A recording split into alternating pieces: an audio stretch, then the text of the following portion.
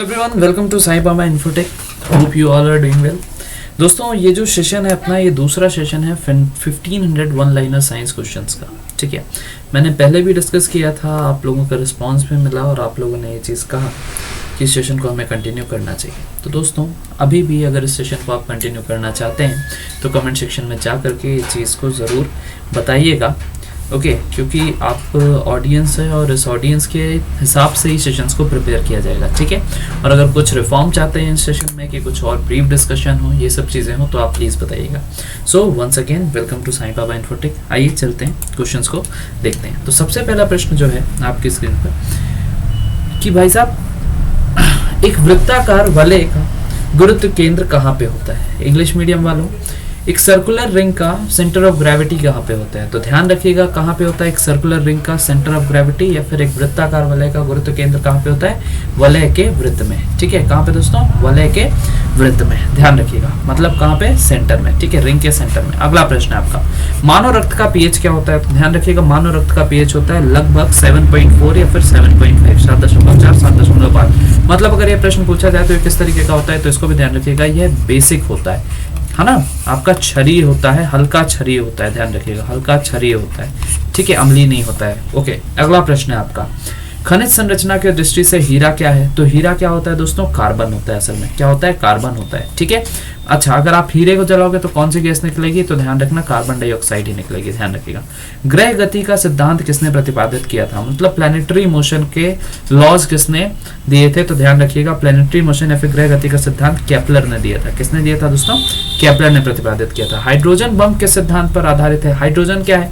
आप बोलेंगे एक बहुत ही छोटा सा तत्व है। ठीक है, जब छोटा सा एक न्यूक्लियस, एक नाभिकीय मिलता है तो उसको हम कहते हैं संलयन। तो हाइड्रोजन बम का जो सिद्धांत है वो किसके आधार पे है? नाभिकीय संलयन पे, न्यूक्लियर फ्यूजन के आधार पर। ध्यान रखिएगा। ओके, प्रोटॉन की खोज किसने की थी? तो ध्यान रखिएगा, गोल्डस्टीन ने। ठीक है, कई बार रदरफोर्ड देखने को मिल जाता है। तो रदरफोर्ड असल में देखने को इसलिए मिलता है कि जो प्रोटॉन को H+ के फॉर्म में, किसके फॉर्म में? H+, हाइड्रोजन आयन के फॉर्म में किसने बताया था? गोल्डस्टीन ने बताया था। ठीक है, वहीं से प्रोटॉन की चर्चा होने लग गई थी। लेकिन बाकी एलिमेंट्स में, जैसे गोल्ड वगैरह में जो बताया था वो भाई साहब रदरफोर्ड ने बताया था। प्रोटॉन यहाँ पे होता है। ठीक है, तो इसलिए प्रोटॉन की खोज का अगर आंसर है तो गोल्डस्टीन करना। ठीक है, न्यूट्रॉन किसने की थी? बिल्कुल ध्यान रखिएगा, आप लोग जानते भी हैं, चैडविक ने की थी। किसने की थी? चैडविक ने की थी। उसके बाद अगर आपसे पूछ ले इलेक्ट्रॉन ने किसने की थी, तो आप बोलोगे जे थॉमसन ने की थी। ठीक है, चलो पूरी की पूरी चीजें ध्यान रखना भाई साहब। अगले प्रश्न की तरफ बढ़ते हैं। अगला प्रश्न है आपका, कौन सा पदार्थ पृथ्वी पर तीनों अवस्था में पाया जाता है? तो बड़ा ही चमत्कारिक पदार्थ है जिसका नाम है पानी। ठीक है, तो वाटर जो है आपका पृथ्वी पर तीनों अवस्था में पाया जाता है, आइस, वाटर एंड स्टीम के फॉर्म में। हीरे के संबंध में कैरेट क्या होता है? तो कैरेट क्या होता है दोस्तों? यह प्रश्न भी पूछा जा चुका है। हीरे के भार का मात्रक। हीरे के भार का मात्रक। अगला प्रश्न है आपका, गाल्वेनीकृत लोहे पर किसका लेप होता है? मतलब गाल्वेनाइजेशन के केस में जो कोटिंग होती है वो किसकी होती है इंग्लिश मीडियम वालों? तो इसका उत्तर हो जाएगा जिंक का लेप होता है। किसका लेप होता है? जिंक का लेप होता है।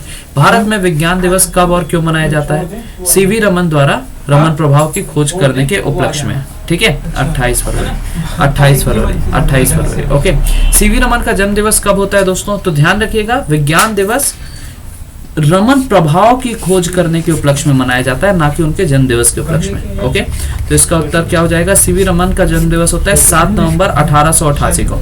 लेकिन सीवी रमन द्वारा रमन प्रभाव की खोज करने के उपलक्ष्य में मतलब 28 फरवरी को। आयोडीन की कमी के कारण कौन सी बीमारी हो सकती है? तो ध्यान रखिए, गलगंड या फिर गॉइटर। ठीक है, आयोडीन कहां से निकलता है? तो आप ध्यान रखिएगा, यह भी प्रश्न पूछा जा चुका है। तो थायराइड ग्लैंड से थायरॉक्सिन नामक हार्मोन में आयोडीन होता है। अगला प्रश्न है आपका, विद्युत मोटर का कार्य क्या होता है? तो ध्यान रखिएगा, विद्युत मोटर विद्युत ऊर्जा को यांत्रिक ऊर्जा में परिवर्तित करता है। क्या करता है? विद्युत ऊर्जा को यांत्रिक ऊर्जा में। अगला प्रश्न है आपका, हरे पौधों में प्रकाश संश्लेषण की इकाई क्या कहलाती है? तो इसको हम कहते हैं दोस्तों क्वांटासोम। क्या कहते हैं? क्वांटासोम। ठीक है, इंपॉर्टेंट प्रश्न है, क्वांटासोम। पृथ्वी का औसत घनत्व क्या है? तो क्या होता है दोस्तों? 5.5 ग्राम पर घन सेंटीमीटर। ठीक है, मतलब 5.5 ग्राम पर सेंटीमीटर क्यूब। ठीक है, ये ध्यान रखिएगा, इंपॉर्टेंट प्रश्न है। सूर्य सदैव पूर्व से क्यों निकलता है? तो ध्यान रखिएगा, पृथ्वी पश्चिम से पूर्व की तरफ घूमती है इसलिए, क्योंकि उसका डायरेक्शन उल्टा है। ठीक है, कहां से कहां है? वेस्ट टू ईस्ट है, इसलिए ईस्ट से वेस्ट आपका हमको सूरज लगता है। रेड लेड का रासायनिक सूत्र क्या है? तो ध्यान रखिएगा, Pb3O4। क्या दोस्तों? Pb3O4। अगला प्रश्न है आपका, फाइकोलॉजी के तहत विज्ञान की किस शाखा का अध्ययन किया जाता है? तो शैवाल, ठीक है, या फिर अलगे का अध्ययन किया जाता है। किस विटामिन में कोबाल्ट पाया जाता है दोस्तों? तो विटामिन B12 में कोबाल्ट पाया जाता है। क्या पाया जाता है? विटामिन B12 में कोबाल्ट पाया जाता है, ठीक है, ध्यान रखना दोस्तों।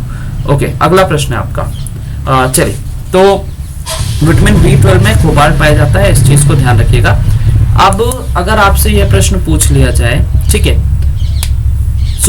आज के सेशन में हम इन्हीं सब चीज़ों को, इन्हीं क्वेश्चंस को हमने देख लिया है, ठीक है।